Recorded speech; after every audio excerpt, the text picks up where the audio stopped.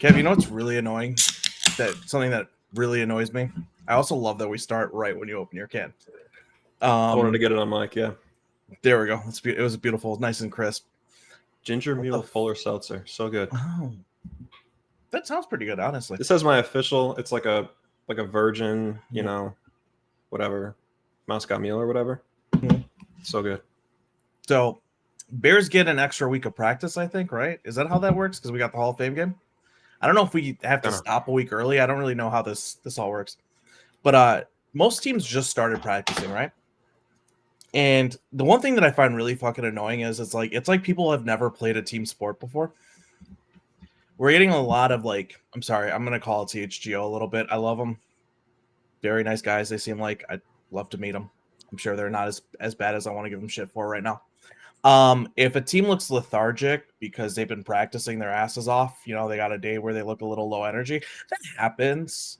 If a team's operation doesn't look super clean because they're installing the offense and we're 2 weeks into a rookie quarterback, that happens. If an offensive line doesn't look very good because they're dealing with some injuries because they need to ramp up and all that other bullshit, that happens. I just, and I know, I get it. They're reporting what they're seeing. I love that they're reporting what they're seeing. I appreciate when you report what you're seeing.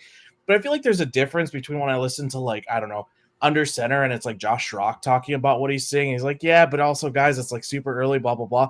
Versus Greg Braggs, I love you. You seem like an awesome guy. I'd love to meet you. But versus Greg Braggs, who goes off and starts and he's like, I'm not trying to be an alarmist, but I sound like a fucking alarmist, essentially. And I'm just I'm sitting there, I'm like, guys, come on, just chill. It's early. It's incredibly early. It's just incredibly early. That's all. On that note, though, I don't have much. If our offensive line could fucking play a single practice altogether.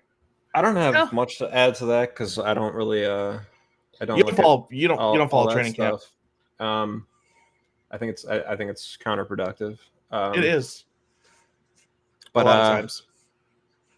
So I do want to do two things really quick here at the top. The first thing, I don't want to get into it just yet, but what's our I every time I say what we're doing today, you seem like you don't like my phrasing. What is your idea of what we're doing? Is that a thing? Are you re-listen to us? Is that just a thing that I do?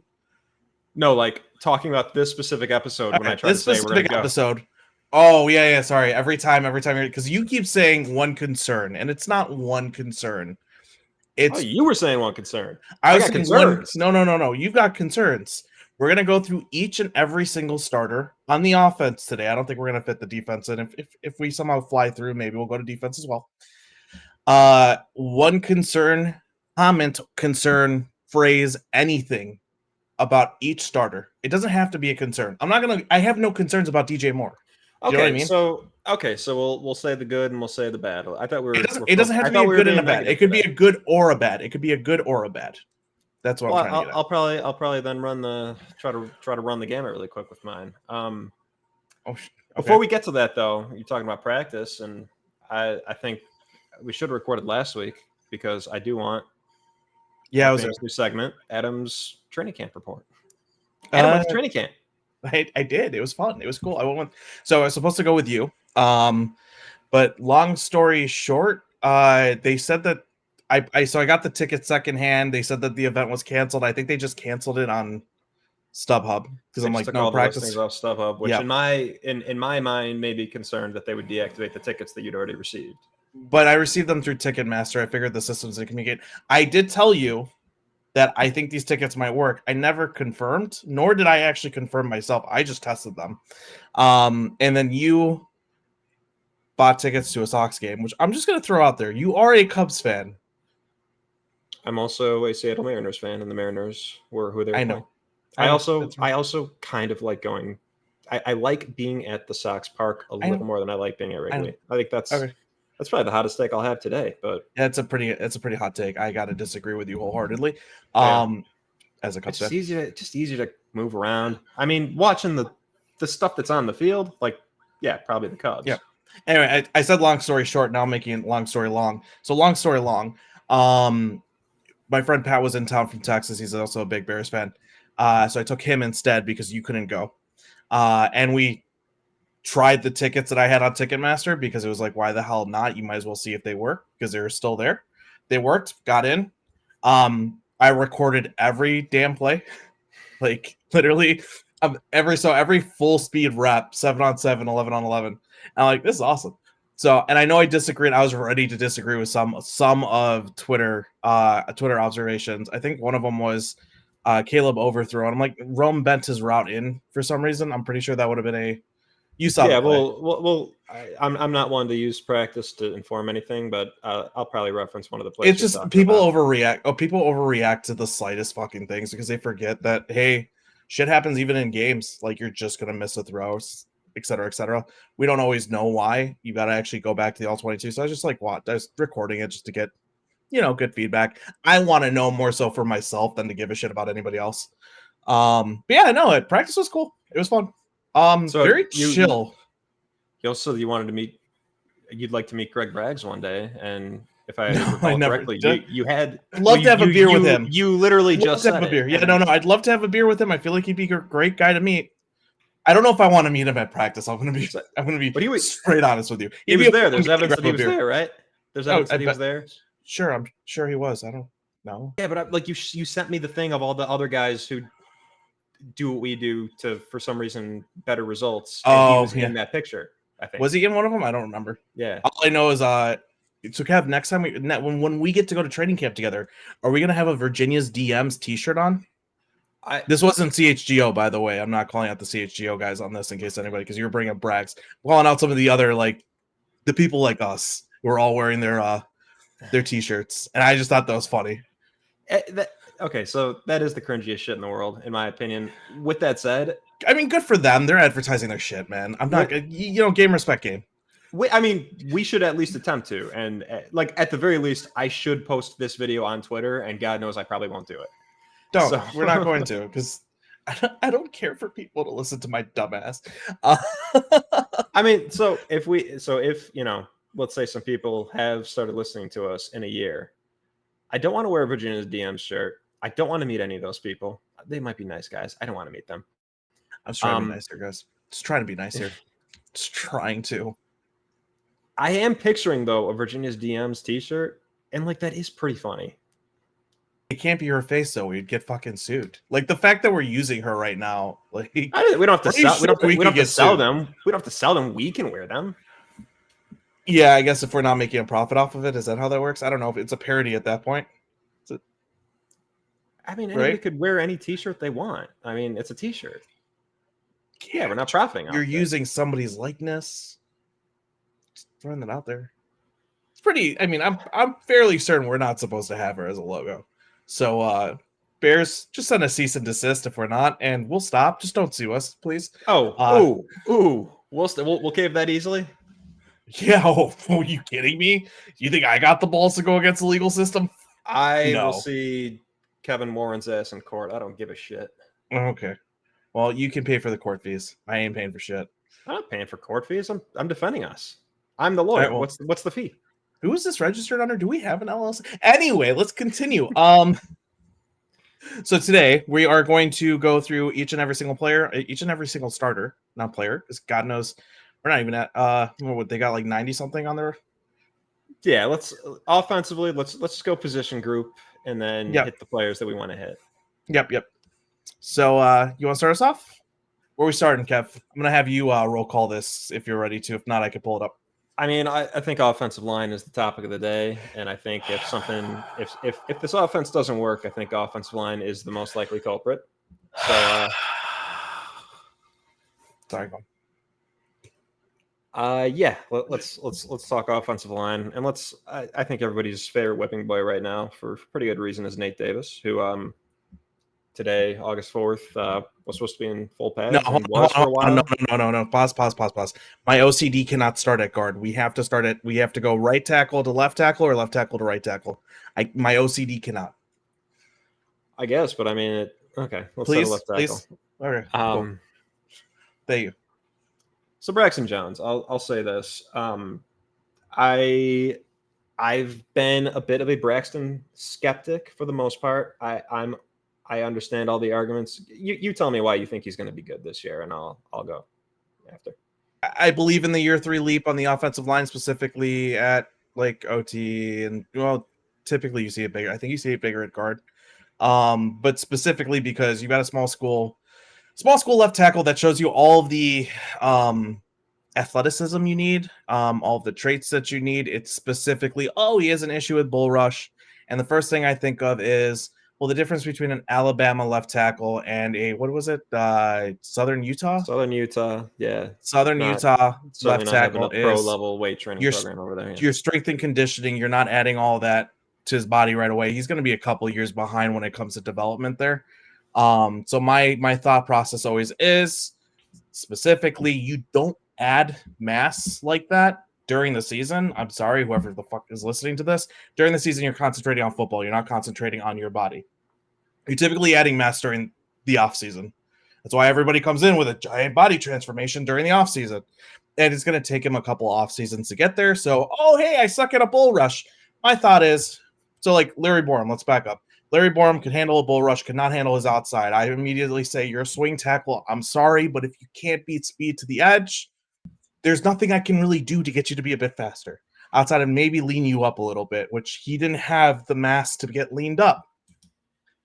I see Braxton Jones and I say, hey, what's the body transformation we need here? We need a little bit of extra strength. Now, there are some technique issues too that you can fix and clean up. But again, all of this is either coachable or trainable, right? And so I see that and I say, you could be and you're already a top 30 offensive tackle, right? If you include all lefts and rights. That's awesome. Sure. You know what I mean? So I'm like, at that point, I'm like, okay, cool. I don't see him as somebody who's going to be elite, right? I'm not selling a top 10 left tackle, right? I'm selling you a top 16 left tackle. He's going to be a quality starter. And honestly, sometimes that's all you can ask for. It's hard to find these guys. I'm just saying. So yeah, that's where I'm at. So let me ask you this. If he turns out to be just like Charles Leno, would you not like that? Late career Leno. 80 pass blocking grade, 60 run blocking grade, 65 run blocking grade at your left tackle. Yeah, that would be fine. Here's what I think of Braxton. I don't disagree with what you said about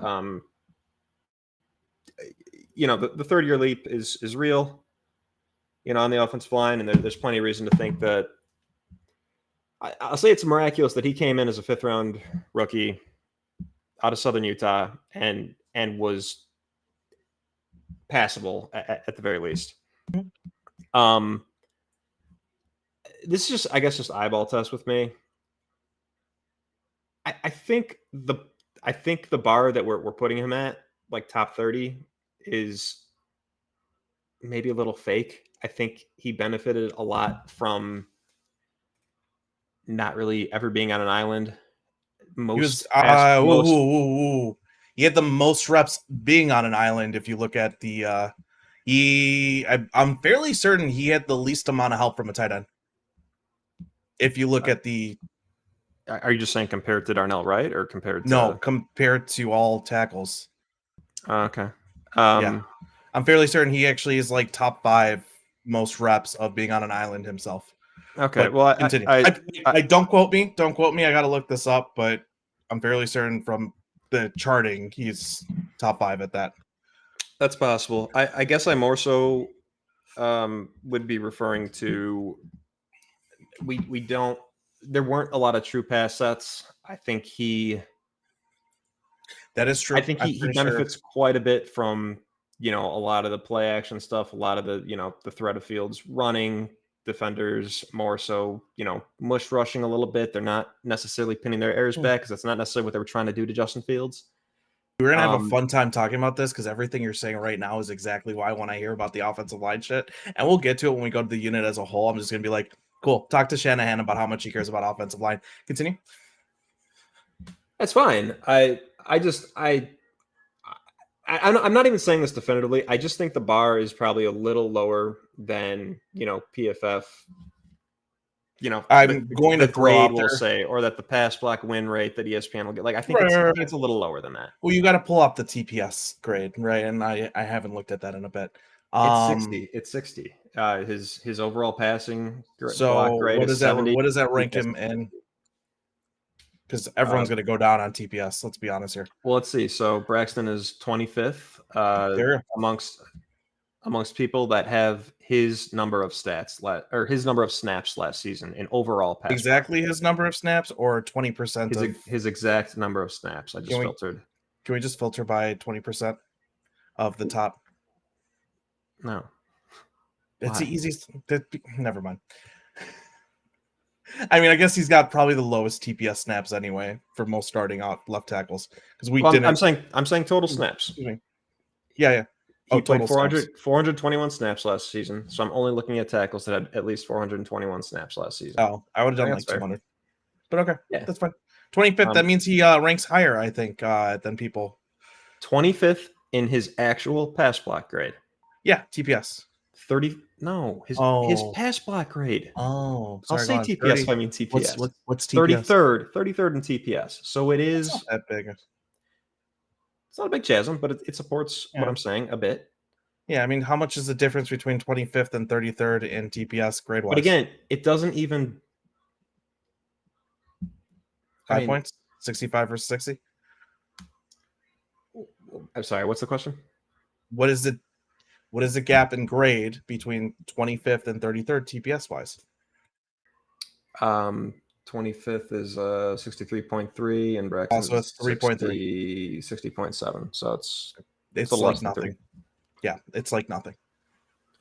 That's what I'm also. It's the other thing too, dude. You can't just send me ranks because you also got to look at what is the difference between these guys. Oh, like 5 snaps of plus 0.5 grade on Raw, right? Like I told you the day I was going to get this goddamn episode, and this is why. I know you are because I'm an asshole. I'm going to be very nitpicky. The whole point is that we have to split hairs. I do have some concerns with Braxton, and again, it's not even going to be captured in the numbers because again.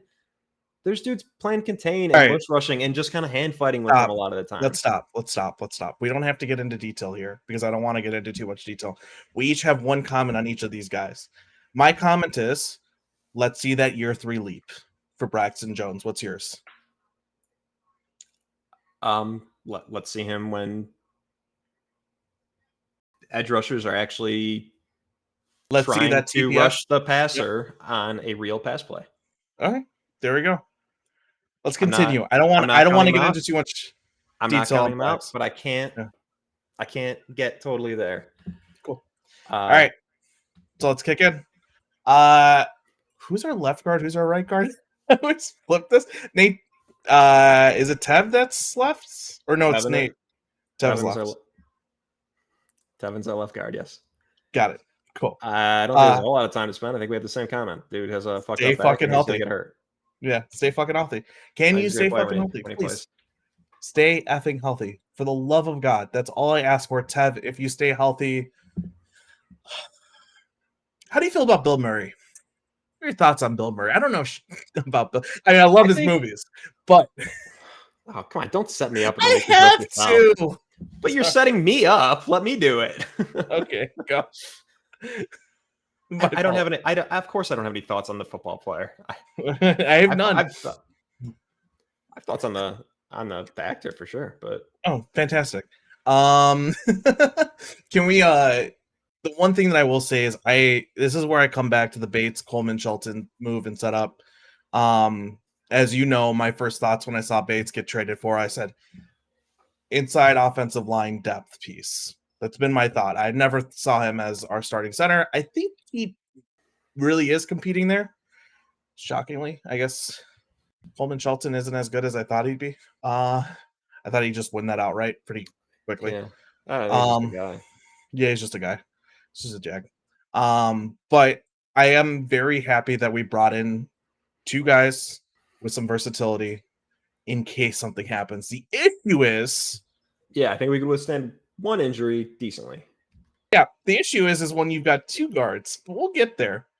Let's move inside. We'll talk. Let's talk about both. I don't think we can do this without talking about all of it. So let's just talk about Nate, Bates, and Shelton as a as a okay. Well, here's my comment with Nate Davis is stay on the fucking field.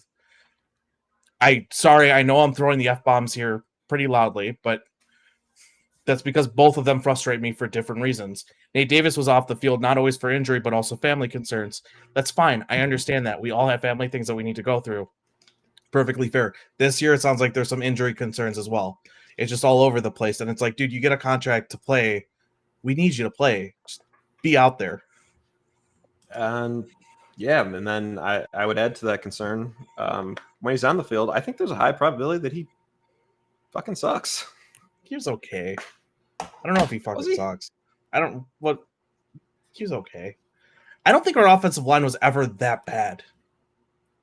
No, but I gotta say, I found myself, when something bad happened, I found myself not. I found myself blaming Nate a lot of the time. Cody. That goes without saying, but he got benched so quickly, or not quickly, but he got benched so frequently that my attention really turned towards Nate a lot of the time. And there's some selection bias there, I guess. But like I'm not even sold that it would be a good thing for him to be on the field. Yeah. Like at this point, why not just go first team? And I'm stealing this from like a guy who was complaining about it on Twitter, and I responded to him. A little bit of back and forth, and I kind of came away agreeing with the guy. Why not just have the first team be Bates at right guard and Shelton at center, and get Caleb used to Shelton at center? Because Davis isn't so good that this is worth constantly reshuffling and constantly having like Jerome Caven at right guard. Let's just have it what it's going to be if Nate's not there. Comments on that. And make Nate earn the job. Well, hold on. I'm pretty sure that's what they're doing though. It's not out there. It's not. That's the whole reason we were having this. No. There was a comment from Flus during one of the pressers where he says, you got to be out there. We need you. Availability is a big thing. Blah blah blah blah blah. And it sounds like what I think everyone is understanding from this is at the moment they are doing the rotation, but it's specifically because if Coleman Shelton goes down, you need a backup center that gets a lot of snaps and has that chemistry and feel and understands specifically. To help out with protection calls, et cetera, et cetera, et cetera. Like center is a very important position in other aspects, cerebral aspects, and that center quarterback exchange. You know what I mean?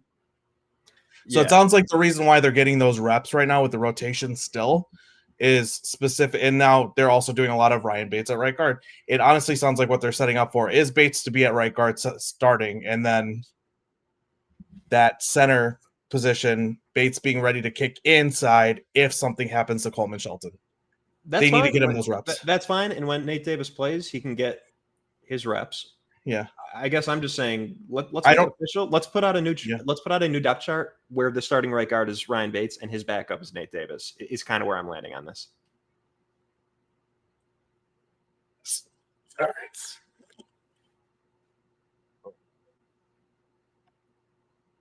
We got a roster right here. It's on a depth chart, so I don't know what I'm doing. It's just a roster.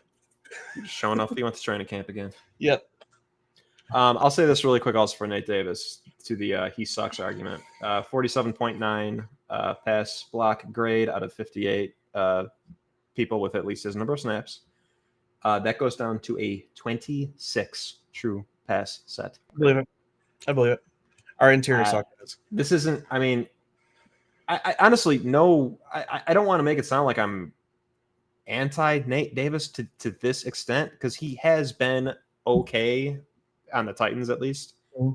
Like the dude just seems like he sucks, and he's probably not worth all this jumbling and waiting on him. And I don't think they are. There's a high chance. There's a high chance that this is a real problem. Yeah, I don't think. Credit for getting both Bates and Shelton. Yeah, but I don't think they are. That's all I'm going to say. I know that's a concern. So is your comment, don't wait for this guy, essentially. So this is why I wanted to establish what you felt this episode was. It is, yes, don't wait for him because he sucks. Let's plan for life without him.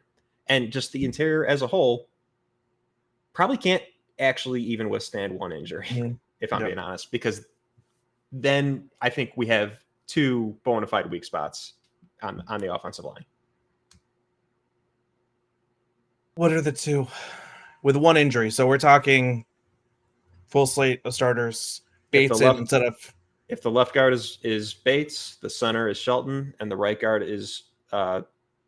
Jesus, who am I forgetting? Tev. No, if Tev gets hurt, the right guard is Nate, the center is Shelton, and the left guard is Bates. Who are the two? I might even argue that's three weak spots. All right, that's fine. The whole IOL? I'm trying to give Bates a little bit of credit, but he's not a world beater either. The two I was thinking it was Davis and Sheldon, but like I'm just throwing out there that like a 60 grade is perfectly fine for me, so I don't really care. I just don't. I can't be sure that he's going to do that. Neutral. You've had just as much bad as just as much good. Ballsy. Oh no, I'm not saying Nate. I'm saying the other two might be able to get close. I can't be sure. I can't be sure that they're going to do that. And if I can't be sure that they're at least going to give me a 60, that does raise some flags. Mm-hmm. And interior pressure is lethal. I've said this for years now. Interior pressure is the best. It's lethal as hell. But I also don't know how many teams can push the pocket from the inside. So let's move to Darnell. Darnell was a rookie. We both loved the prospect after some time actually watching him. He was fine as a rookie. I wouldn't say he was great. I'm looking at it now, 61.4 pass block grade. Goes up to a 62.9 in true pass sets. I don't have a lot of comment. I think there's always the chance that, until you see it, there's always the chance that he plateaus. But I would say I expect him to be better. I expect him to be pretty good. All the observations from training camp have been Montez Sweat has been kicking his ass. Now, mind you, it is Montez Sweat that he's been going up against for the most part. Yeah. On that note, Braxton Jones, one thing we didn't bring up is you thought it was notable that Austin Booker said that Braxton Jones is one of the best blockers that he goes up against on the offensive line. Interesting. He really didn't even like. I was expecting Darnell Wright to come out of his mouth because I think Darnell Wright probably is the better tackle, but he didn't bring him up. He just said Braxton. Yeah.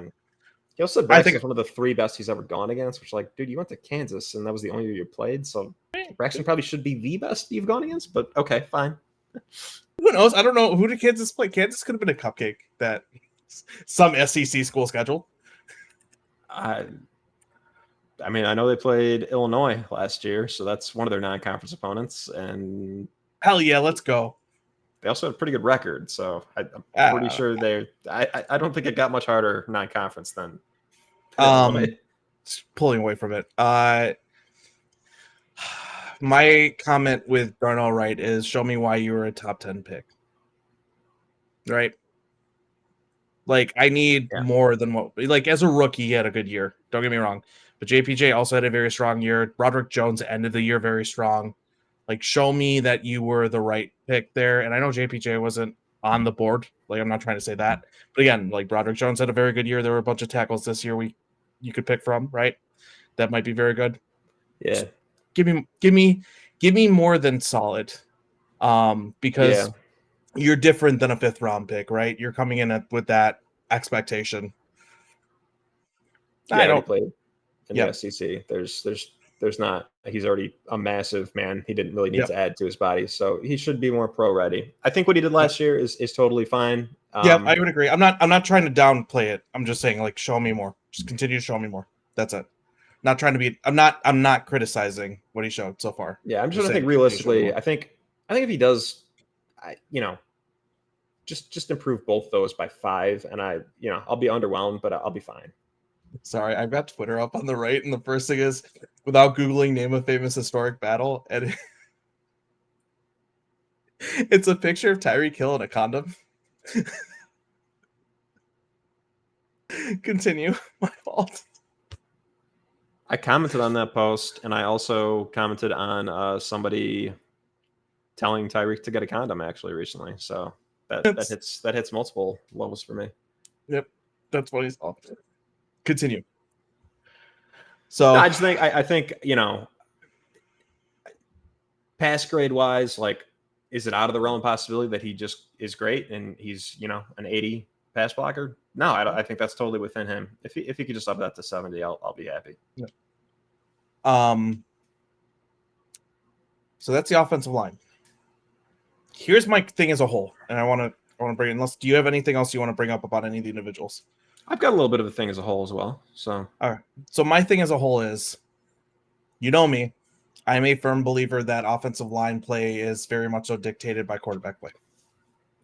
Right. I personally think that the reason why the Bears have been putrid at offensive line through the 2000s. I think that was mostly offensive line play. I think a lot of the 2017 on has been quarterback play between Mitch and Fields.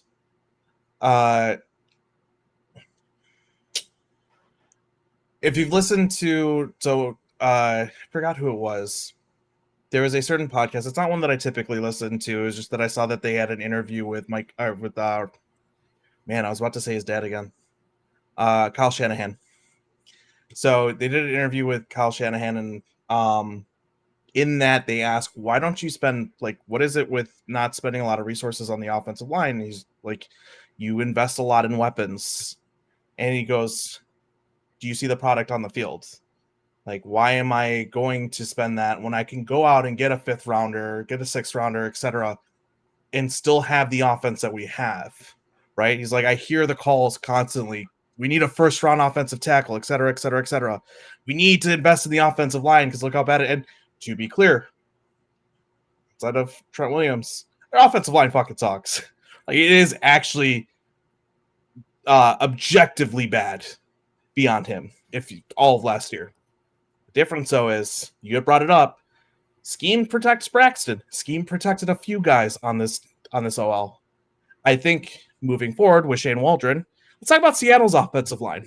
Scheme will protect these guys, right? And I think right now, especially in practice, Shane Waldron's trying to understand. He said it during his presser. He's like, I'm trying to understand the personnel that I have at the moment, right? That's what we're going through with these like basic installs. Now I'm starting to learn what our personnel is, and I can start calling plays from there. Don't be shocked if what you said earlier rings very true and makes this offensive line look a lot better than it is. And don't be shocked if Caleb also makes this offensive line look a lot better than it is because of his feel in the pocket. That's it. Yeah, I'd like to have that level of optimism, honestly. I think. And there's some really, look at the Dolphins offensive line. Look at the Dolphins offensive line for the past like 3 years. Even before they had, like, even when they had Flores still as their coach, they were just running RPOs just constantly because there was their only way of knowing how to get around it. Now it's a little bit different. But it just, I'm sorry. Like, I've never been one to, when you have weapons like this, it'll help make up for the offensive line, in my opinion. That's it. That's my point on it as a whole. Sure. It's more so that if something sinks them, it's probably the offensive line. Yeah, to be fair, you do have to have, unless you're the Dolphins, you really do have to have a level of play, right, that the offensive line needs to meet before you start really throwing out some of the playbook.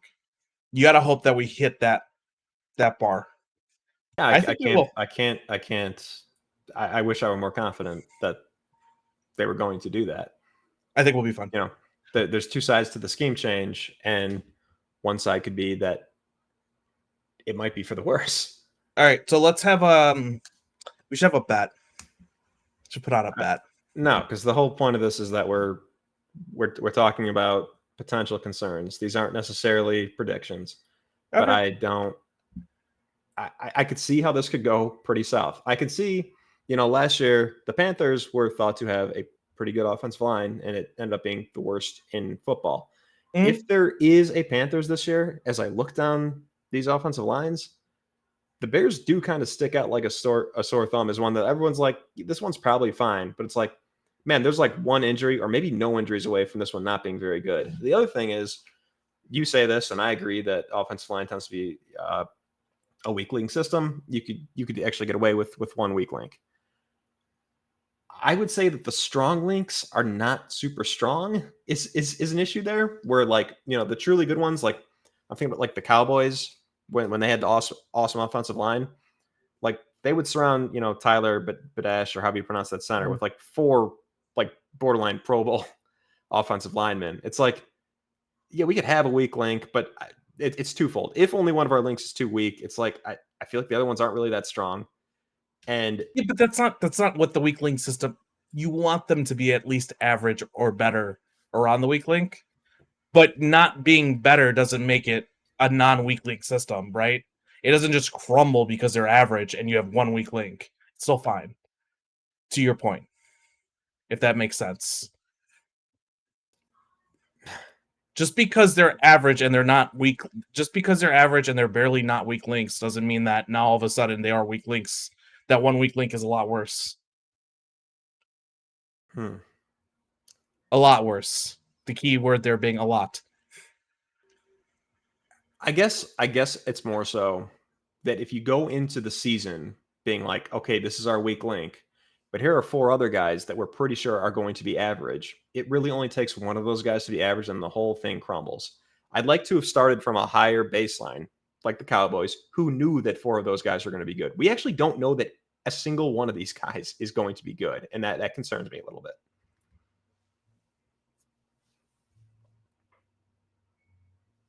And I'm trying to think of offensive lines that have at least one, standout name on the offensive line. What? Name offensive lines that all have one standout name on offensive line.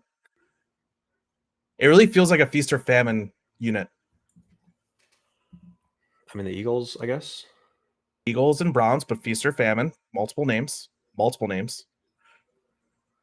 I'm misunderstanding what you're asking me. I'm saying it's feast or famine. For the most part, most teams don't have a name. Or you have a multiple names. It's feast or famine. I mean, the 49ers would be a single name, Trent Williams. Right. The rest of it sucks ass. Yeah. Eagles and Browns have several names. Titans, did they redo their offensive line? Because their offensive line sucked ass. Dolphins have Teron Armstead. Dude's injured all the time. I don't count that. Saints, now that they've lost, what's his name? Absolute ass all across. That's all I'm saying. You hate having this conversation because you and I see this so very almost objectively different. I don't. I think maybe what I'm saying is I think we see the offensive line the same. It's fine. Let's move on. Let's move on to our tight end room. I want to make this very clear. Yes, I am saying predictively, we're looking at our offensive line. We're saying, all right, we're at least average here, and here, and if we're a little below average here, it's fine. I'm saying none of these guys are so good, though, that we could be confident that any of them are good. That is what concerns me. Yeah, no. I understood what you said. I don't think what you said really addressed what I said. I said that as a weak link system, you don't need to have great around the weak link to get past the weak link. That's not how it works. I understand. You can have just average. Okay. Again, you're getting into my point is predictive with the Cowboys. So your point example that I'm bringing up, it's you already knew that 4 of those guys were going to be good. You didn't have to worry that a small drop off in play was going to lead to disaster because their baseline was so high. None of the baseline is high for anybody on the Bears. They're every single one of them has a pretty disastrous floor. I'm not saying that floor is going to happen, but if enough of the disagree become a little weaker than expected, that could be a problem. In the Iowa, I'll agree with you. I disagree with the bookends. I think we know what the floor is. I'm relatively in agreement there. Yeah. It's certainly not the same concern. But you're talking about the unit as a whole, which is why I'm like, hold on, no. I think we have pretty good baseline on the bookends. And I will say it's not great, but it's I will say Booker's comment on Braxton, I didn't make this clear. That did make me feel a lot better. Like it means a hell of a lot more to me when it comes from an actual pass rusher, even if he's a rookie and maybe he's just saying shit to say shit. It means a lot more coming from a guy going against him in practice than it does Adam Hoge or whatever dipshit saying that he looks good or bad or whatever. I don't think anybody has been saying he looks good. I think actually it wasn't even Hoge. I think it was when I had that comment, it was when I was talking to you about it. It was right. It was it was Josh Schrock who was saying who doesn't look good, and then he said whoever rotates in with Brax usually doesn't look good as well. So essentially, he said everyone but not Brax. So it's not exactly a glowing comment. But I do think that as they figure out the personnel, everything will be fine. I'm not ready to. Pads just came on. They just started practicing with pads a week ago. Like, I'm just not ready to throw up the fucking red alert.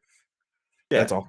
And again, practice doesn't mean much to me. I also throw out, we have a lot of names that we added as like potential swing tackles. None of them excite you, but it's hard to get excited over any swing tackle. I want to throw out one more comment. Guys, just remember when people talk about we had a slow start last year, so I don't like how practice looks right now, and I said it last year and then we had a slow start. We were injured all throughout the secondary and the offensive line going into last year. A lot of that had to do with injuries Also schedule a little bit. I'm also gonna say really quick. You get into this a lot more than I do, but I also last year saw mostly negativity about the offense before the season. I see mostly positivity now. I don't think anybody's like, as far as I can tell, I don't think anybody's like. I only get it when I watch Doom. It seems the it seems very reports positive. seem pretty positive. Reports seem very positive. I think for most, I only get it when I watch CHGO and it's like Braggs and Karn being like, "We want to see more," and I'm just like, "Oh, you guys are just fans." And I love you guys for it. I do. I really do love the enthusiasm. It's fantastic. So coming back, let's do the tight ends. Let's talk about your favorite boy, Cole Kmet. I don't really have that strong of an opinion on Cole Kmet. I don't either. Oh, there we go. I guess I do have to take ownership of Cole. I don't know anything to say about the tight ends. I mean, Cole established a pretty high floor, probably low ceiling. He's not seeing much usage in camp from what everyone's saying. Are you surprised by that? No, because, well, you say Gerald Everett's seen a good amount of usage, and I guess that makes sense because he's seen a little bit more than Kmet, or at least relative to expectations. But I'll say, I guess that part makes a little sense because Cole's definitely the superior blocker, more inline type guy. And, if one of them's going to run a route, it probably would be Everett. But by and large, I'm not surprised because Caleb really doesn't throw to tight ends very often. Well, so my comment was going to be expect, how do I put this? Expect metrics to drop. I don't know how to expect lower production from Kmet.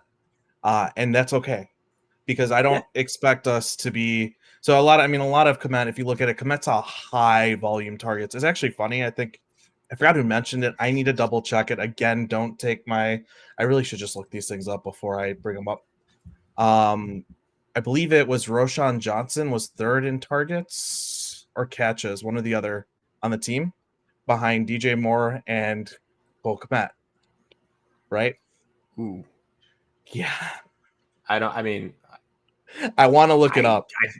I heard it on another. I find it hard to imagine that would be true. I mean, I don't, because remember I had that massive metric sheet that I did on the wide receiver on all of the targets, and I remember being like, "Oh my god!" Like Darnell Mooney had 50. Tyler Scott had 35. I still think Mooney has to have been third. We'll look it up later.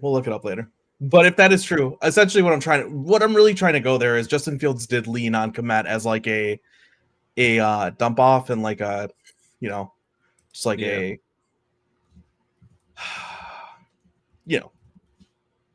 very, I'm blanking on the term here, but essentially that was his dump off. It was like, hey, safety valve. That's what I was looking for. And so, you saw. Well, Roshan was fourth, which is surprising, but yes. Mooney still beat it. Mooney still got third, but okay. Wow, a lot of volume. So, a lot of volume. Don't expect that. Just expect and it's okay. But expect production to drop off, specifically because we have so many more targets. We will hopefully. Actually, let me phrase this better.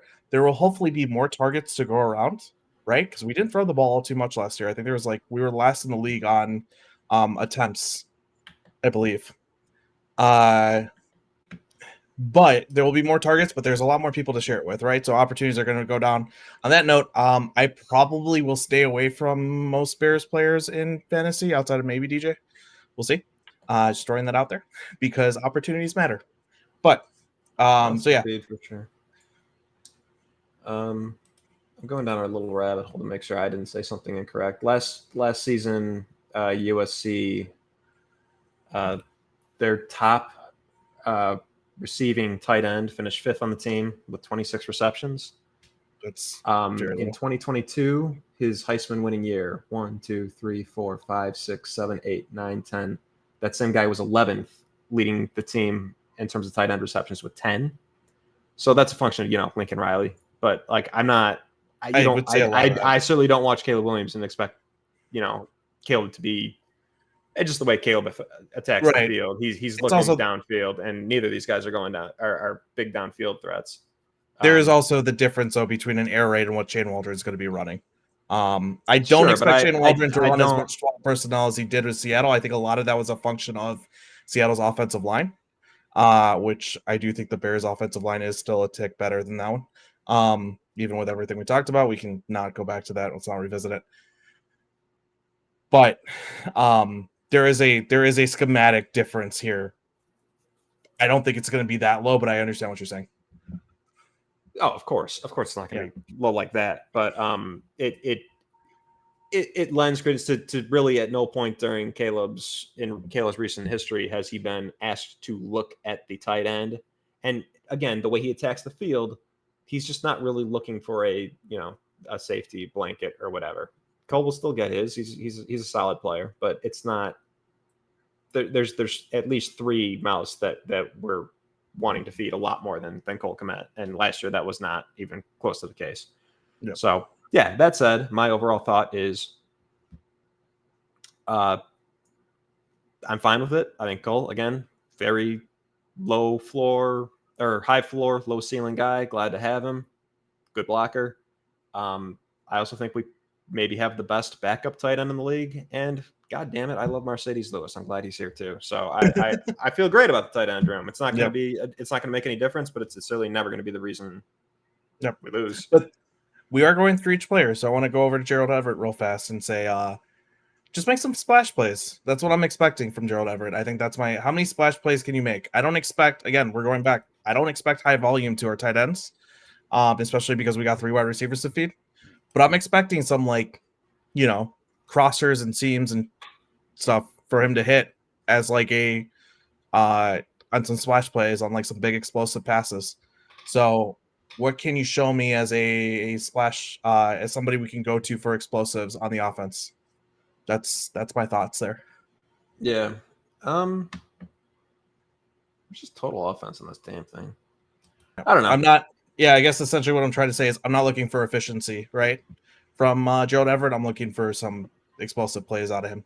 Certainly if he's the second tight end. If Kmet gets hurt, and he never really gets hurt, so knock on wood. If he's there, then I'd like a little efficiency. I think he's a good player. But yeah, his profile is a little more of the at least coming out of college, he was more of he could maybe line up in the slot. That's not really how it's turned out for him, but he's a little more athletic.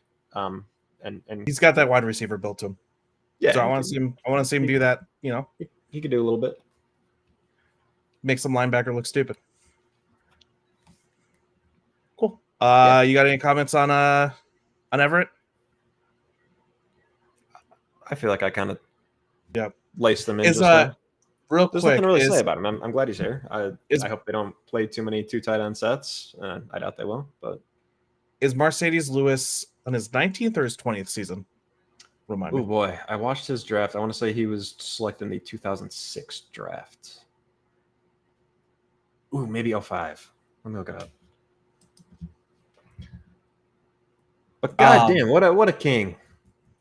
If he's on his 19th, I don't really have a comment for him, but if he's on his 19th, the comment's going to be, can you sign with us for your 20th? That'd be kind of cool. He was drafted in 2006. I think that's what I said, right? Yeah. Okay. So his rookie season was 06. This will be his 19th season then. Okay.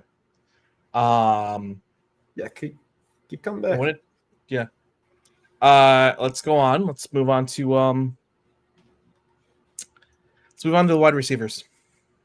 Actually, no, let's move on to the running backs. Let's leave the wide receivers and Caleb at the end.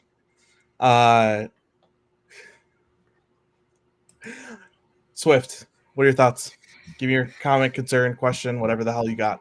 So I think we could probably generally agree on this. We don't care about running back unless it's a huge difference-making running back, or if you're like the Vikings last year and you fixate on just one of the worst running backs in the league and don't replace him until week 12.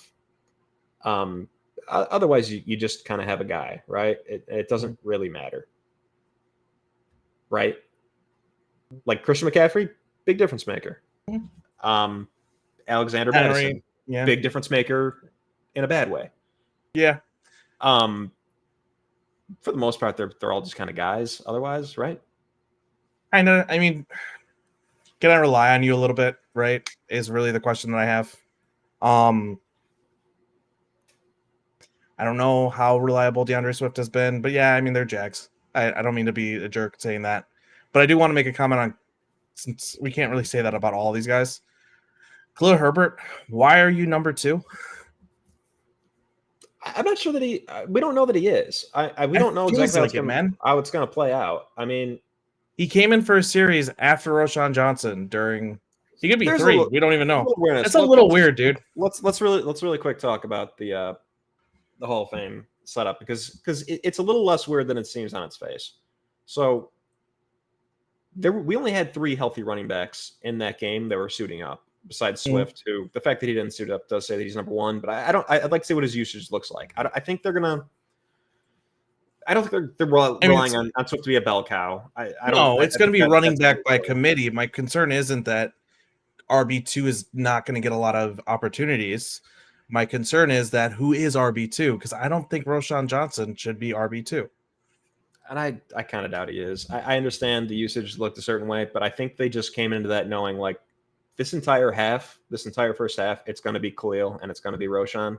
And Khalil looked super explosive on some of his runs against Houston. He looked pretty.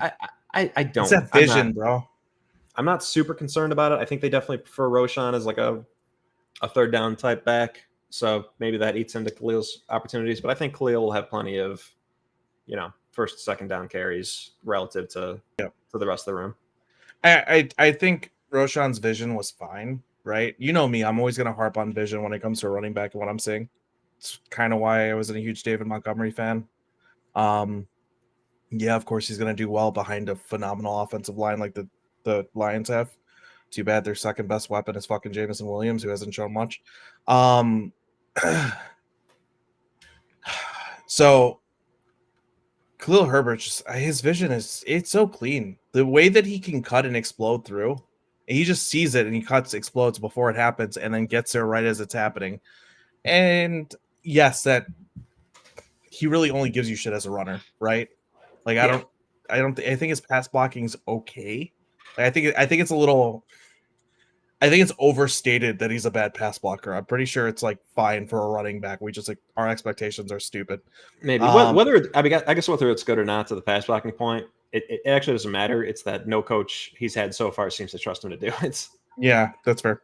And then as like a receiver, he's fine in the screen game. I don't really know. Again, I don't care that much because we have so many other weapons. It's like, what are we doing with our running backs that we're not already doing with our tight ends, etc. He can run an angle route. I'm not that worried. Can he run a swing? Probably. I'm not like, I don't know. I think a lot of his issues are overstated.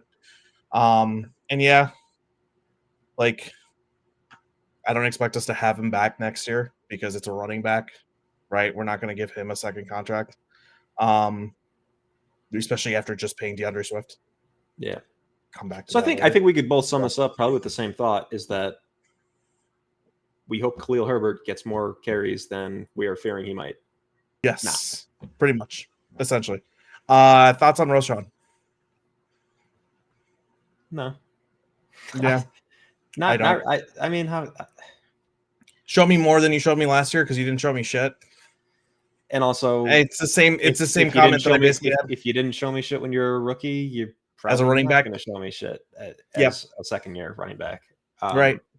But he had a couple angry runs last year. He's not like bad. If we could do that 4th round pick 2 years ago again, I would definitely not take Roschon based on what he showed as a rookie. But he's here and he's fine. I don't think either of us believe in a year 2 jump for a running back. I don't think that exists. Fairly certain running back is the one position unless you should show what you're doing as a rookie. Unless you were hurt. That's the only thing. Yep. It's just funny. So I basically the same comment I had with Darnell Wright. Show me something, except with Darnell Wright, he already showed me some. I want to see more. With Roschon, it's you haven't shown me shit. Please show me something. Yeah, basically. As the other thing, my other concern is like, so even if the usage is kind of what I want it to be in an ideal world, where it is Khalil getting, at least half of the early down runs or whatever. I really get the feeling they think DeAndre Swift is like a pass game. We could do all kinds of stuff with him. Actually send him out on a wheel route and stuff like that. He actually can't. He's not good in the pass game. He has not produced in the pass game with any team he's been with, and yet every team lies to themselves and says we can do something with this. Now, I will say this: he had a highlight grab during training camp. I don't know if you saw the video where he goes up and he like one hands it. I'm like, boy, that's sick. But that boy, nice. But no, like I don't believe it. My comment seems with like him seems like it might be it seems like it might be in him. He just literally has not shown it in game. This is going to be his 5th or 6th year. Fifth, I think. So yeah. Prove your worth. That's my comment with him. Like, you need to tell me why we paid you, because a lot of teams really get us some explosives. Get us some explosives. Yeah. If he can get us the explosives, and if he could stay on the field a little better than he did when he was on Detroit, then great. Wish we weren't paying you, 8 AAV. That's a little silly to me, but it's fine. Cool. Let's go on to the wide receivers. Let's start off with my boy, Tyler Scott. Okay, I guess my OCD is going to say, of course, we're not starting with Tyler Scott. Okay, fine. Come on, I was waiting for it. Let's start with DJ Moore. None. All right, next. Whoa, hold on. I got something. Be an all-pro. I want to see him in the first tier wide receivers for me. Not all-pro. All-pro's hard as hell considering how good some wide receivers are. But make that leap into my first tier wide receiver rankings. Can you do that? With a quarterback, with a real quarterback, can you do that? I don't think I could. I don't think I could actually put that on him. I say it's a lot. It's a lot to put on him, and I'm not even worried if he doesn't hit it. I'm asking for a ton. So my first tier wide receivers is 5 guys. He's like, what do we say? What do I have him at? Like 12 right now? Oh, probably no. I'd probably put him 10 or so. Top 10. Yeah. Let me see if he can jump up to that. It's hard. Again, opportunities are going to matter, right? But I have Ayuk 6, and he doesn't have shit for opportunities. Yeah, we don't have to. I don't think we have to care about opportunities necessarily. No, it's all about fun. We know what we're looking at. We're looking at a top 10 receiver. And the second he had even Justin Fields as a quarterback, which is not a great situation. He had a career season. There's nothing for me. I'm not worried about it at all. I don't think he's, No, again, this is why it's not worries. It's not always worries. That's why I was trying to get to you. These aren't always worries or concerns. I got it. Anything. Just 1 point. I got it. And what I'm saying is no concerns, but also he's great. There's not much more for me to say. He showed it last year. Any concerns that you might have had about like a lack of production relative to his name value were solved last year with what he did with Fields. I would expect probably similar production because his quarterback would be better, but there will be more mouths to feed. There'll be more. Yeah. I don't think it's gonna take a leap where people are like talking about him the same way they talk about like the top 5 receivers, but that's fine. Yep. He's great. Love him. Yeah, no, I mean I agree completely. Again, I have to come up with something for each guy, and my point there is let me push you a little bit. I'll say this. Let me push you. Like, come on. I'll say this since we didn't talk about it at all. Do you want to talk at all about the extension that he got? I haven't looked at the details yet. I don't have much to say about it and I haven't looked at the details to really have a smart comment. So right. So I think what we do know is that we don't know the details. We probably could know details if we simply looked at them. But it probably wasn't super necessary to lock him up through age 33, whatever it is. But that is it's hard my to get concern. Mad at. Based on what it seems like the financial terms are, they're probably quite reasonable. The AAV is certainly reasonable. I'm fairly certain he runs out of guaranteed money at like 31. Yeah. But again, until I look at the details, I can't really speak to it, and I don't want to speak to it till then because I'll be honest with you, guaranteed money on a 33-year-old wide receiver is not exactly the smartest thing. Yeah. And that would be my one comment against it, but I don't think there is any. And until I look at the details, I don't know shit. I'm probably sound stupid. It seems pretty likely that that the contract is fine, but we reserve the right to criticize it if we. It's not up yet on Over the Cap, so Okay. I can't. We're right now they only have them through 2025. It takes them some time, so that's why I haven't looked. I knew they wouldn't be up yet. To be continued on him. Let's move on to Keenan. With Keenan, it's kind of obvious. Shoot, you go first. It's just kind of obvious. It's the age curve. At some point, Yeah. he's going to fall off, and it could be this year. It could also be in 2 years. But can you beat Father Time while you're a Bear? Come. That's it. Can you beat Father Time while you're a Bear? It's what is he? 33, 31, 32, 34, 35, 36. I'll just keep going down. I know he's not that old. I think he's either 32 or 33. Okay. Yeah. So my comment would be here. I'll pull him up right now. He is. This is 11th season. He's 32. So, yeah, I guess my comment would be, can you? It's the same, exactly what you said, just more concise. Can you beat Father Time while you're a Bear? That's it. Yeah. Because eventually that regression will hit, and it hits like a cliff. So yeah. But here's the good stuff, because I feel like we sometimes do say, I feel like when we do talk about Keenan, we do talk about the concerns a little bit more. But let's actually talk about the upside. He had 108 catches for 1,243 yards last season. He for a year. Top 10 receiver by PFF grading. Mm-hmm. The stories that I read about his relationship with Caleb is borderline fucking heartwarming. Like yeah. Has such a good attitude, doesn't care that he's a rookie. He's here to make Caleb's life easier, which is for a slot guy like him, like that's exactly what you want to hear. They lived in the same building for they watched a period of time when they were getting situated, so they would just play fucking games sometimes, and then he showed up at his pro day, test each other on the whiteboard, just independently of anything else. And he showed up at his pro day, not asked, like literally not asked by the Bears organization, anything. He just showed up. It was a surprise to the guys in the front office. It was a surprise that he was there. It's like I anytime I think about it, even if the production does dip, and not even the production, because the production is going to dip. It just has to. But eventually, if the skill, no, I'm saying he literally is not going to be able to have 1,200 yards on this team next year. It's just not. It's basically impossible for a multitude of reasons. Yes, I would agree with you. But even if the skill level drops off a fairly noticeable amount, it's probably not going to drop off that much. He's still going to be, the crafty, let's say he turns into Tyler Boyd. That's still fine. The coach on the field stuff, the relationship he has with Caleb, it's just, man, it's hard for me to actually come up with anything bad, even if he does regress, like we're worried might happen. So I will say this, and I think the only person that scares me a little bit is like the Allen Robinson drop off, which was, well, I saw it and said we shouldn't sign him, et cetera, and pushed back against it. I think the whole time the extend AR shit was going on. Typically, when you've got a guy who isn't exactly like an athletic burner, right? You got somebody like Keenan Allen who is more of a route savant, and we've kicked him he's kicked inside to slot for the most part, so it's a lot easier for him to win on the slot. He doesn't really play much more outside.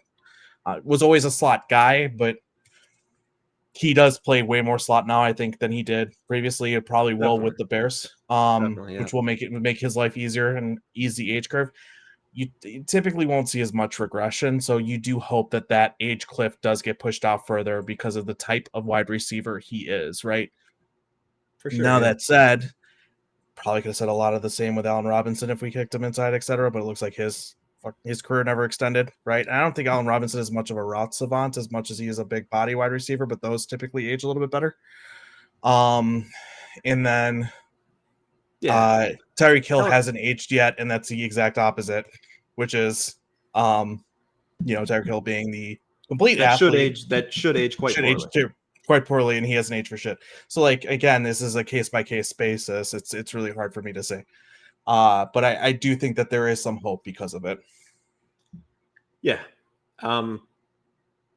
Just I when they traded for him, I was excited, but I was guarded. But just the more I hear about it, it just it sounds like a fucking home run, even if it doesn't work out. The stuff that he's done help Caleb as a already. teammate.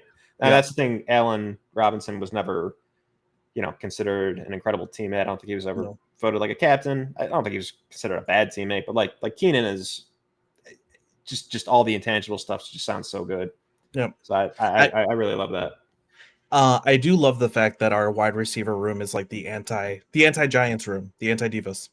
And I say that specifically because of what they said on Hard Knocks, not because I think their room right now. I don't think Jalen Hyatt is a diva. I don't think Wando Robinson is a diva. I'm not trying to say that. Like Neighbors, a little bit of a diva, but I'm saying it because of what they said. Probably, yeah. But also, it's also fine to be a diva, but just against what they said. We already talked about this. No, I'm not trying to say that's a bad thing. I'm not trying to say that's a bad thing. I just find it interesting that our room is completely anti-diva. Like there is not a single player in our room that you wouldn't call, I want to say choir boy, right? That's a little strong, but you know what I mean? Like these are very good dudes. Our whole wide receiver room is just a bunch of really good dudes. DJ's got the most edge to him, and it's like a very dull razor. Like nobody else you'd even like, yeah. That's what I'm trying to say. I'm not trying to say anything anti-diva. It's just interesting that we've gone the exact opposite on that. And but just to that point, they come in all shapes and sizes, and Keenan and DJ a little bit are examples of that. And there's far more famous examples such as Larry Fitzgerald, like that. And there's famous examples of divas, but it doesn't matter. Randy Moss, just be a good receiver. Yeah, just be good. Yeah, I'm not, and that's what I'm trying to say. Let's move to Rome. On. Let's move to Rome. I'm wearing my Rome. I'm saying let's live. And I don't feel like turning around. I'm wearing a gym shorts right now, so don't need to see that on it. Yeah, not like it's bad. It's what else would you be wearing? Like actual shorts, like being dressed up fully instead of like being lazy shit. Oh, I don't think the last time I've worn shorts with a zipper on them last summer, I think. Jesus. Yeah. It's a long time. Not gym shorts necessarily, but anyway. No. Moving on. Let's talk Rome. I'll let you start as I digest breakfast. Thoughts on Rome? Wide receivers are hard because we've talked about them so much. The thoughts on Rome, I mean, there's the obvious, just he's a rookie. So we just haven't seen it, but like, I don't know, what can you realistically expect to be the downside of Rome? Like he's awesome. He was a top 10 pick, and he was going to be the 6th pick if things had gone a different way for the Giants. And here's my thought. I saw a couple of times when I was at practice where, mind you, again, it's early as all hell, not trying to raise any flags. This is expected. But there were a couple of times, I think I sent you a couple of them where it's like Rome bent the route inside. You have an inside safety. Why are you doing that? Caleb threw outside. That's why they misses, etc.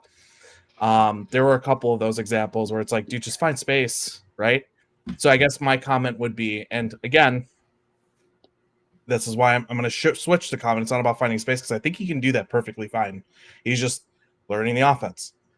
My comment would be, show me that bromance that you and Caleb seem to have off the field, on the field. I want to see that connection. I want it to look like you guys are best friends on the field. Do you know what I mean? Like, make it look like you guys are always in sync. You guys are thinking the same thing. I'd love to see that. If they can, and I'm not saying right away because that's a lot to ask early on, but if you can start to show me that by, like, I don't know, week 12, week 13, week 14, man, am I going to be excited. Yeah, so I was going to bring up those videos as I alluded to at the beginning, but I didn't want to like lead with that because it's just like there just realistically isn't that much of a downside that we have to be worried about. Yeah, no, I don't think any of those videos show anything that there needs to be a concern about. But there's a video where he's running. The Bears are playing too deep, basically. I think it's a single. Too deep. Single high. I'm definitely talking about the one with the 2 deep. Okay. Because there's one where we basically have 3 verts in some fashion, maybe like a very skinny post in the middle, and it's basically Caleb's had the ball so long that it's basically turned into a scramble drill of sorts. And yeah, Rome has almost half the field to his right, and he keeps going forward. And Caleb throws it to him, and it's contested, and there was no reason for it. I know what you're talking about now. Okay, so you're talking about the one where it's a play action. Caleb has his back to the offense. Rome is freaking wide open, but again, Caleb has his back to his to the defense. Sorry, but defense. Caleb has his back to the defense. He can't see this. So as he sets his feet to throw, at that point, Rome is already on top of the safety, and it's like find some space instead. Is what you're saying? Yeah, it's just little adjustments, and I mean, a part of it's like learning offense, gaining some comfortability. Right. I would say on that specific rep, I would say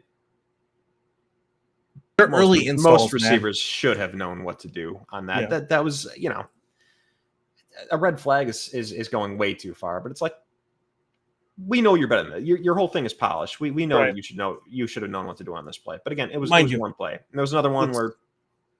Hold on, let me bring some context into this real fast. I was at the first padded practice. This is early install shit that I got, right? So like, yeah, maybe he would typically, but also like run the play the way that it's designed. You're still on the install. Want to just throw that out there before anyone thinks this is criticism in any freaking way, because none of it should be. It's way too early. It is criticism, but it's necessary criticism because that's what we're doing. Like, otherwise, all we could say is like he was awesome. He was a top 10 pick for a reason. He was awesome in college. He is super polished. We've watched him play. He looks like a little mini Devontae Adams type guy, in my opinion. There's nothing but good things I could say. So if I have to say a good thing, I have to point to one snap of one practice that I didn't go to, but that you went to, and I immediately said, "Oh, Rome should have done this." Like, because there was a little question, like, was this Caleb's fault? It was a Rome's. I looked at it and said, "Oh, this is all on Rome. It's entirely Rome." And credit to Caleb on that particular play for delivering a pretty catchable ball that Rome did not catch. I think you're mixing the 2 reps when you say the capable ball. I don't think that's possible. Yeah, he didn't throw it to Rome. He didn't throw it on that one. Yep. Yeah. Okay. You're right. The second, I do think the second rep is more of that would be a criticism for me. The first one's like, dude, it's install. I don't expect him to say, "Oh, scramble drill, let me come back." Right. Because at that point at the PA, I think he gets flushed out of the pocket once he gets to his back foot. Finally sets the throw. He does get flushed out of the pocket. If I'm splitting hairs, picking the tiniest nits, I would say you're polished. You know what to do on this play. It doesn't matter that you're a rookie. It doesn't matter that's an install. Get open. You know what to do. Yep. This is what you do in a game. Do it in practice. So the reason why the tiniest criticism possible. My overall thought on Rome is he's going to be awesome. He's probably going to be the third option unless Keenan drops off. Maybe he'll put on himself the second option. He's awesome. I don't know. Yep. So from those, I think that's why I think my comment's going to be just show me that you guys have that connection, and once we see that, I will be stoked, absolutely stoked, and I think it will take some time, just on the field playing games for them. And I echo that as well. As they've been working out, long enough together that I would want to see that a little sooner than one might expect for 2 other rookies. Drake May and Jalen Polk. Like, Caleb and Rome have had a little extra time, so that connection should present itself a little sooner, and we'll see. Yep. We don't. It probably will. I don't know. More mouths to feed, so they don't have to work on the connection as hard during practice, which is the thing. I will throw that out there. You do he's working on his connection with 2 other very good wide receivers at the same time. So yeah, now we're allowed to get to Tyler Scott. Yeah, he was balling at the practice that you went to, huh? He had the one play. I wouldn't say balling, but might be more than one. I can't remember, but at least the one. It was like his third big play that he's made. My only thought on Tyler Scott is make me look good. Like, don't just do me a favor. Prove the fact that you only had 35 targets. He had a very small target share last year.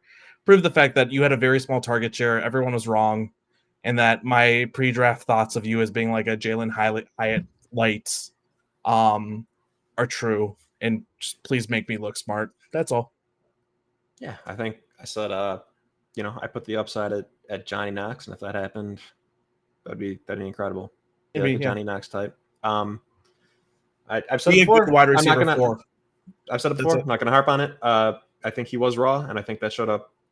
I mean, didn't show up often because he didn't get thrown the ball that much, but I think he was raw. 2 years of wide receiver play. I think he was a running back before, wasn't he? Yeah, I've said all this before. That's why I'm skipping past it. He I was don't raw. remember if we said it on the pod or not. And people were right to say on certain things he did not look natural. But that's to be expected. And he could bust. He could be terrible. That's on the table. It's also totally on the table that this former running back has gone another offseason and has figured out more stuff about how to play receiver. That'd be great. I would have been concerned if he would have been our wide receiver 3 coming in as receiver 4. That's fine. If there's only one injury, I'm fine with him being the receiver 3. If there's 2 injuries, that's obviously bad, but that would be bad for every team. So whatever. So yeah, I don't have a lot negative. Well, we don't have a lot of data on him. Basically, we don't know, but nothing happened last year that was unexpected in my mind. He was raw. He still probably is.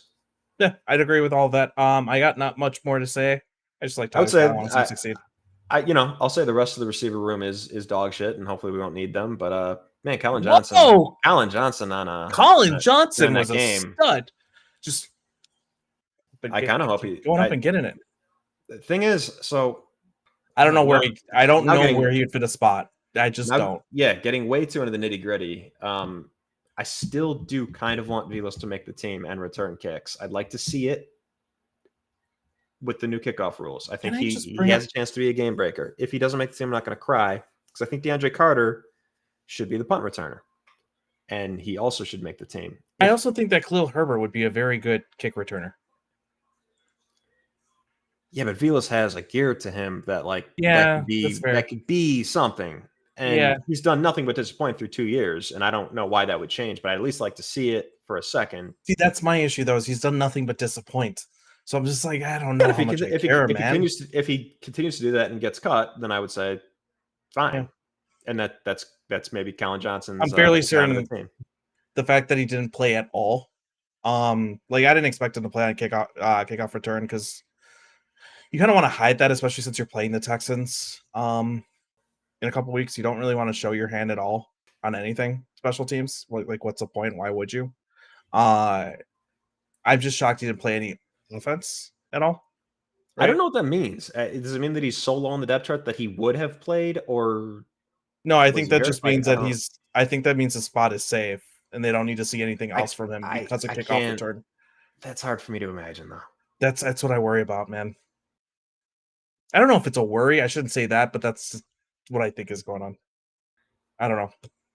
In that case, good. Maybe he'll be a great that one is hard for me to believe. So how many wide receivers do you think has to show something? Carry 6 at most, right? Wide receivers.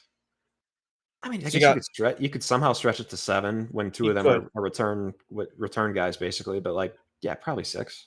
So you've got the 3. You've got Tyler Scott, right? So 4. You got Carter, and you got Bayless.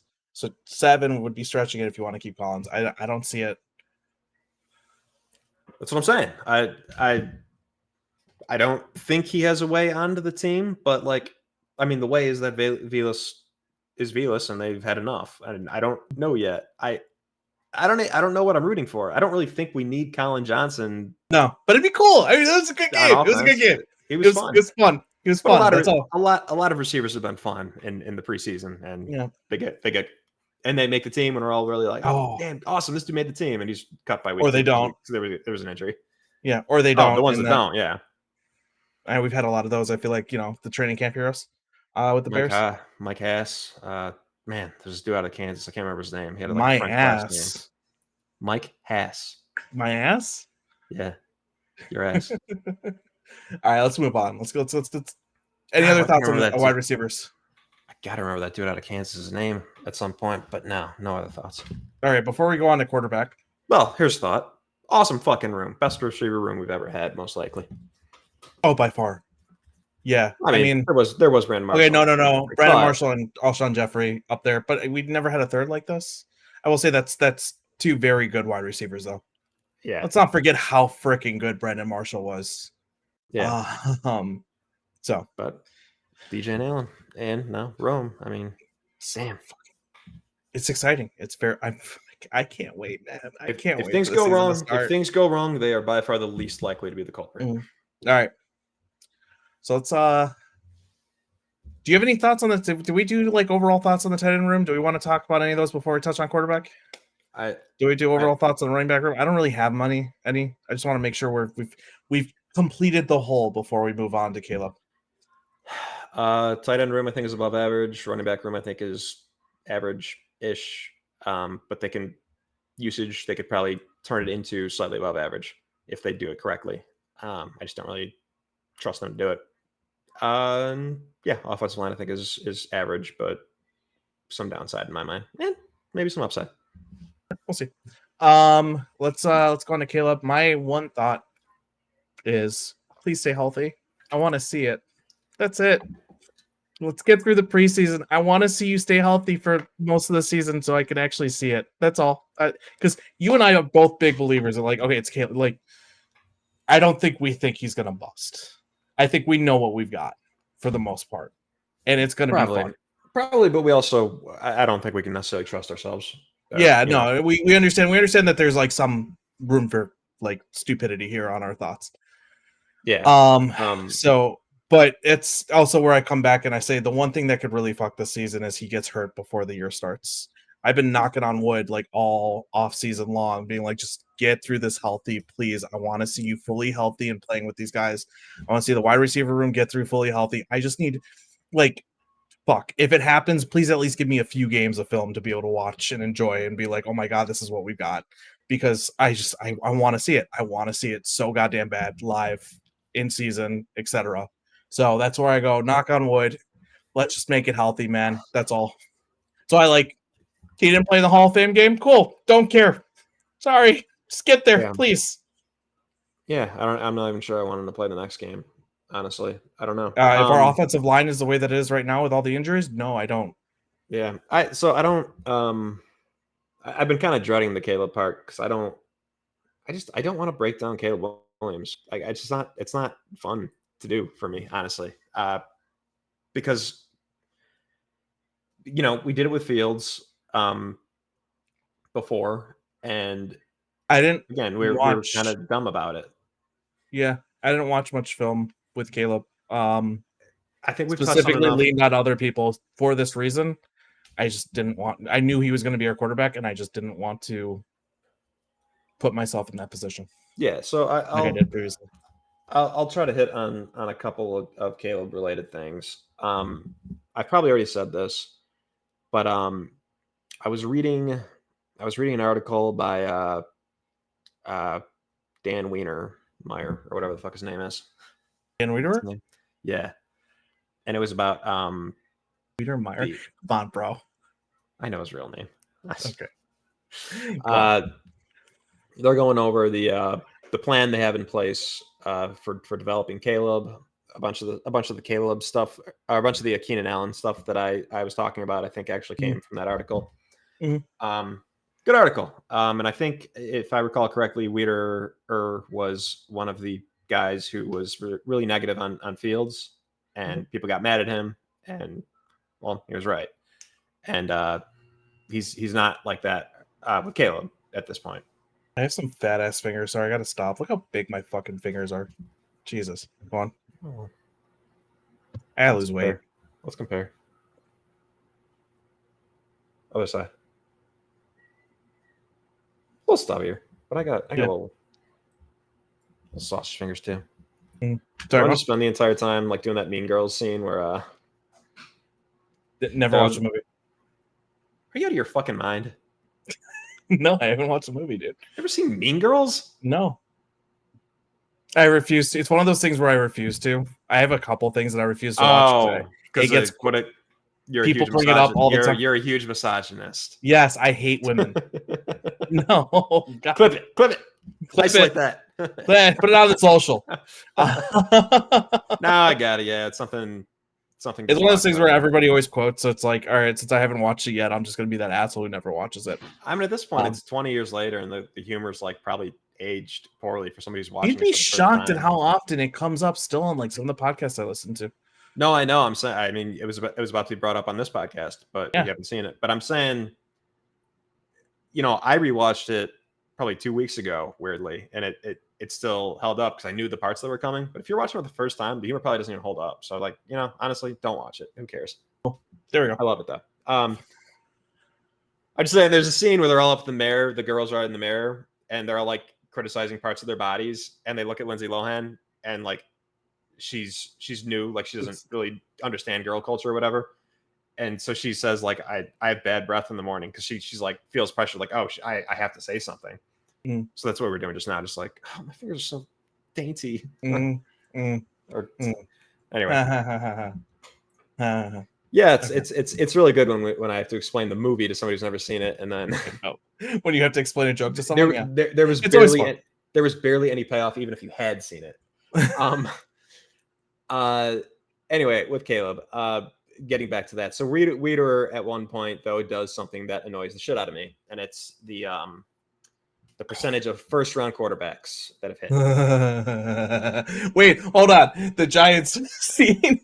Man, look at all these quarterbacks that didn't hit. It's like, bro, you guys look so stupid doing that. I'm sorry. Go on. Sorry. I got it. Literally, you did 4 years, and okay, so the 2021 class sucked ass, and all the other ones are still with their guys. That had to have been for TV, but 1000%. I'll also say, at least otherwise it's bad. If that wasn't for TV, that's real fucking bad. But to my point, at least with the Giants, they had the 6th pick, and that those stats might have been a little bit more relevant to them, given that they had the 6th pick. Yep. Only to bring me to my point. You absolutely cannot be pointing to the bust rate of first round quarterbacks. You need to be pointing to the bust rate at bare minimum of first overall pick quarterbacks. At bare minimum, you absolutely should be doing that instead of first round quarterbacks. I would say top 3. Between top 3. Man, I can't even agree with that. Here's my thing, because Baker Mayfield top 3 implies that somebody passed on them. Right. Ryan Leaf, Peyton Manning. Yeah. The Colts passed on Ryan Leaf for because he was not good enough to be the first pick.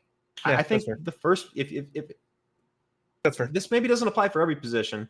That was a stupid point by me. I had it flipped in my head, and then I realized it as I said. I'm like, wait, that was stupid. Go on.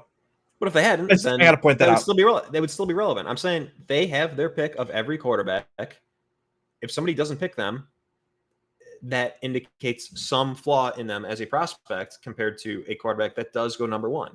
Right. It goes back to my point, which I think Sko then made a few months later, which was, if you look at every single Bears quarterback we had, I remember going down a list. I had a photo of it, and I wrote down exactly like where we got them. And it's like, you go down every single Bears pick at quarterback, and it's like 3rd round, 4th round, 3rd round, signed from another team as old as shit, right? Because we got to Andy Dalton.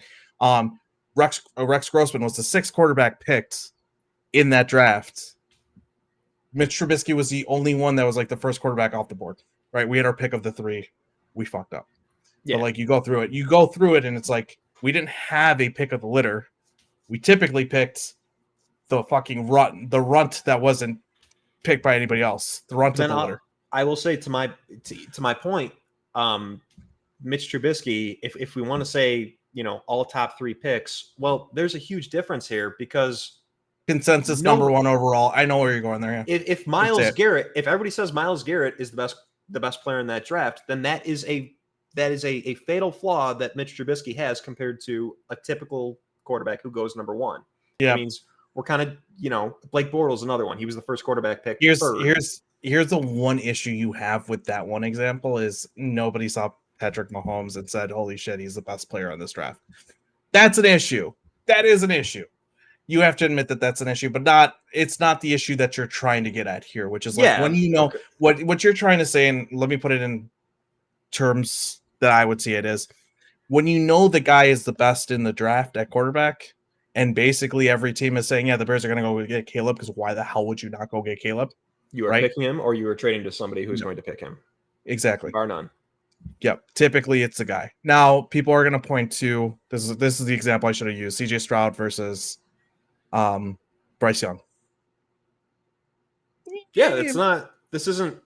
It's not perfect. Nobody's saying it's an exact science, but you absolutely have to narrow it down to first overall picks, in my opinion.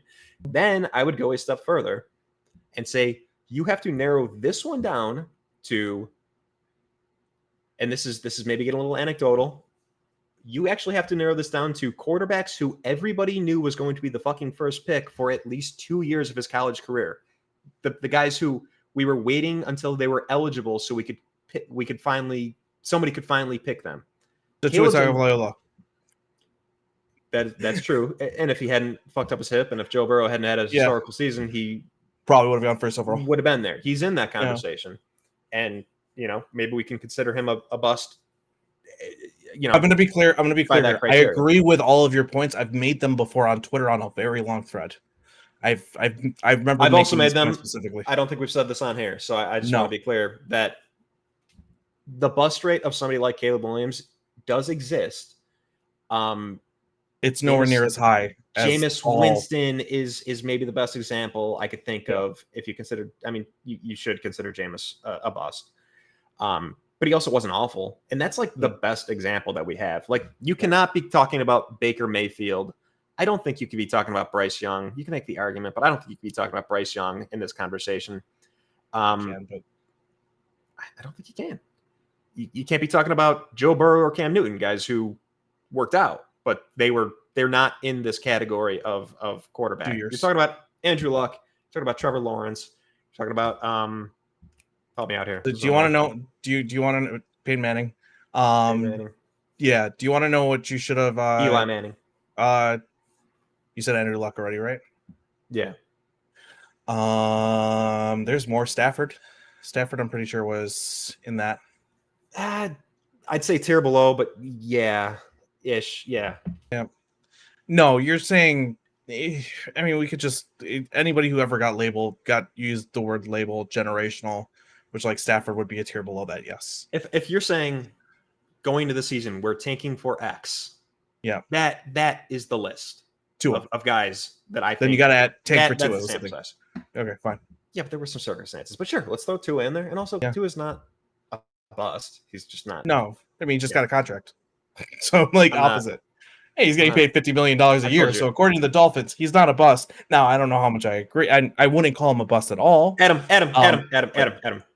We just did this on Twitter. I'm not afraid to get the wrath of the Elon Musk weirdos. We can't. These people I'm afraid of. I'm terrified of these people. They're gonna hurt me.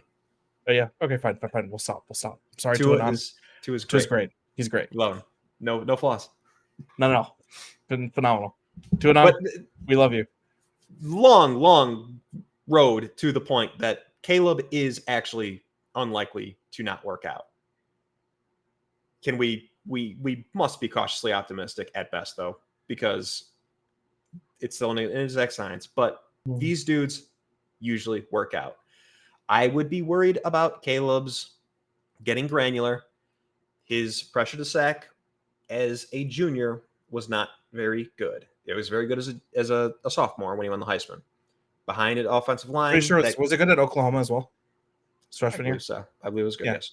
So it's rare for that. That's typically a year to year. There's not a lot of volatility in that stat year to year, and it typically trends the same. And so that is a little weird. That is a little weird. Which is why I think a lot of people go back and say that.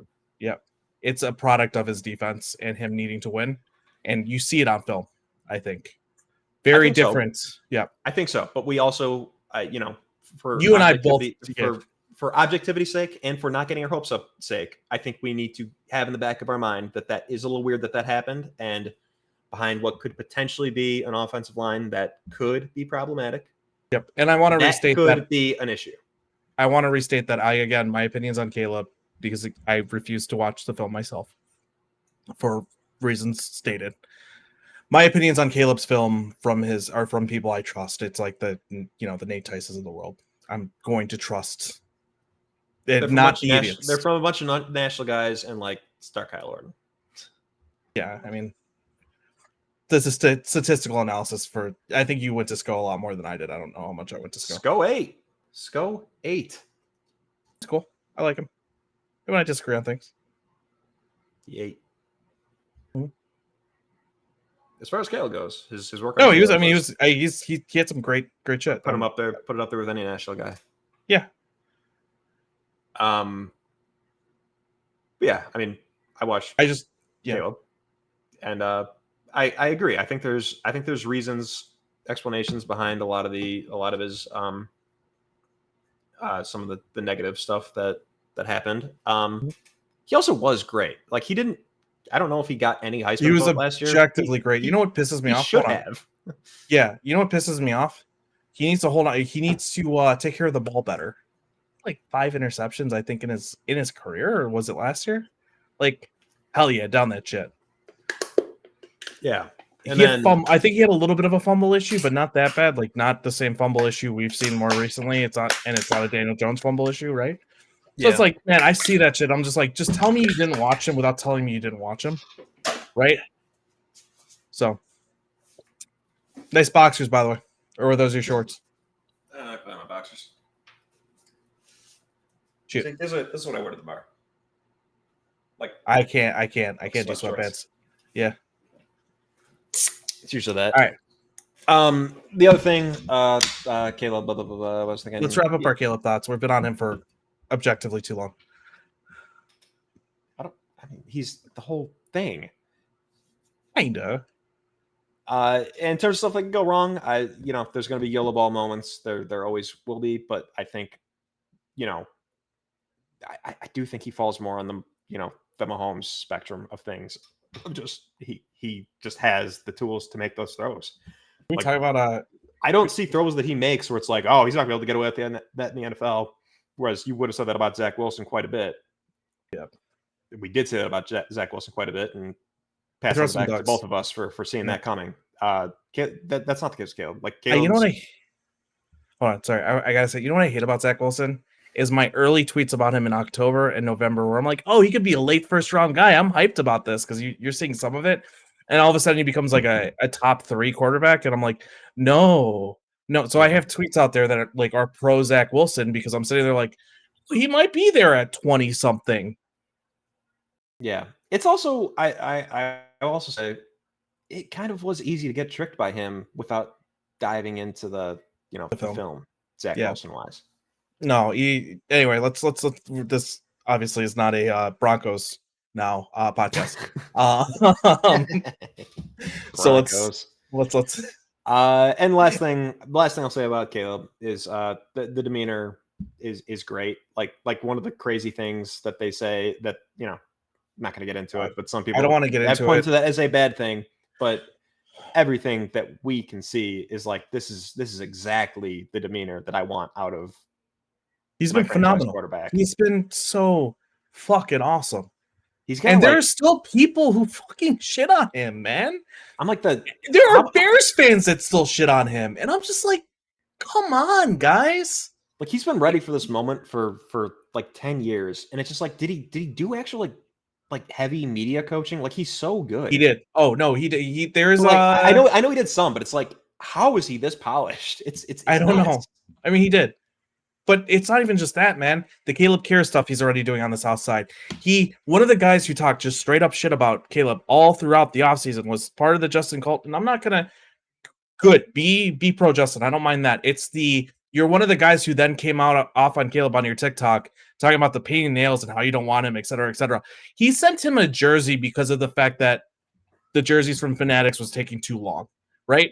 The things that Caleb has done already for the fan base is just like, these are things you wouldn't ask anyone to do. And he's stepping up and doing it. Like it's amazing. And so then I sit there, I'm like, then why are there still fans who treat him like shit still? There's a whole subreddit. There's a second subreddit that was created from all the people who got banned from the official Our Shy Bears subreddit. And you go on there and you see the comments. I took a day, I was like, oh, this is a thing. Let me look at this. And I'm looking at the comments on the threads and I'm like, guy, you guys are fucking no shit. You got banned. You're dipshit. That's it. I mean, how can you not just look at what you're seeing.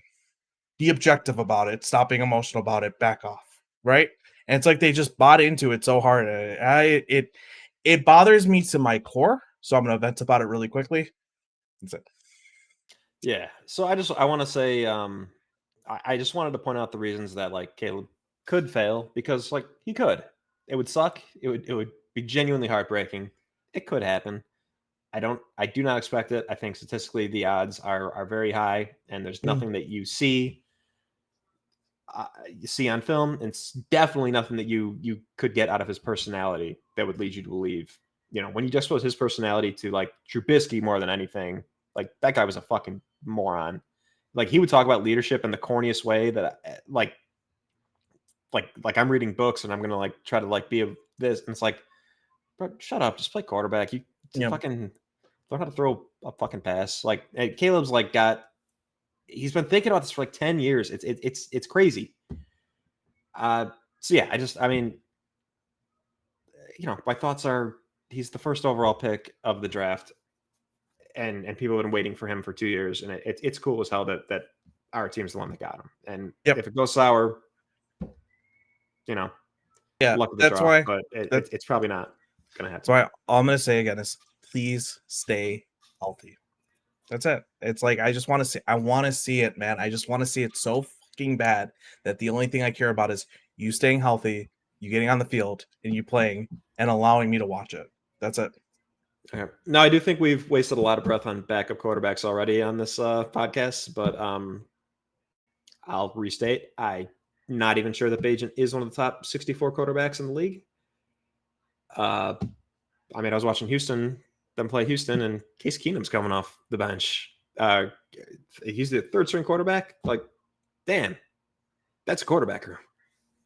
Yeah, and I like Davis Mills. I was high on Davis Mills coming out of the draft. I remember saying, if we're gonna have to take a third round quarterback, Davis Mills was my vote. I think I've been proven fairly right on that. Of those guys, of those guys, yeah, Kellen Mond, yeah. He's obviously that, and he'll always have. He's why we have Caleb Williams. Yeah, so respect, total respect.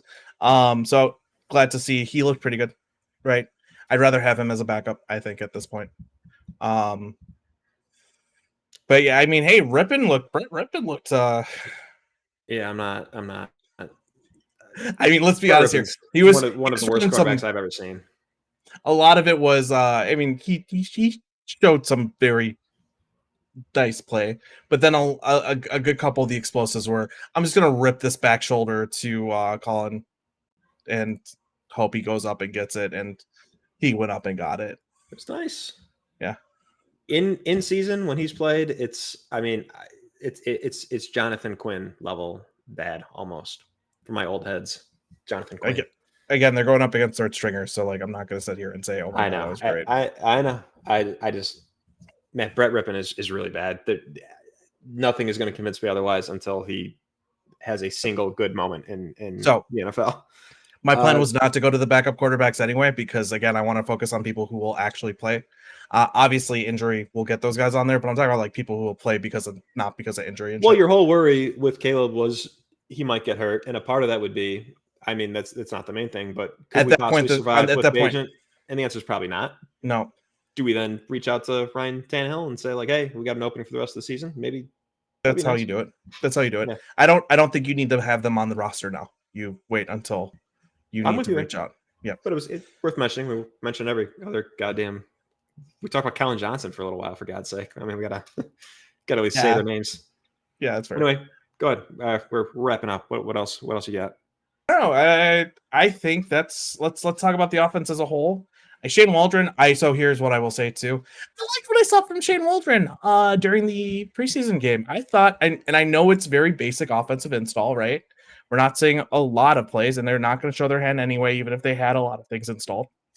The play calling made sense. It kind of grooved together. It felt cohesive. The operation wasn't bad in preseason game. Mind you, again, we're talking about our backups, but like that's actually huge. That's a huge win if our backups could do it like that.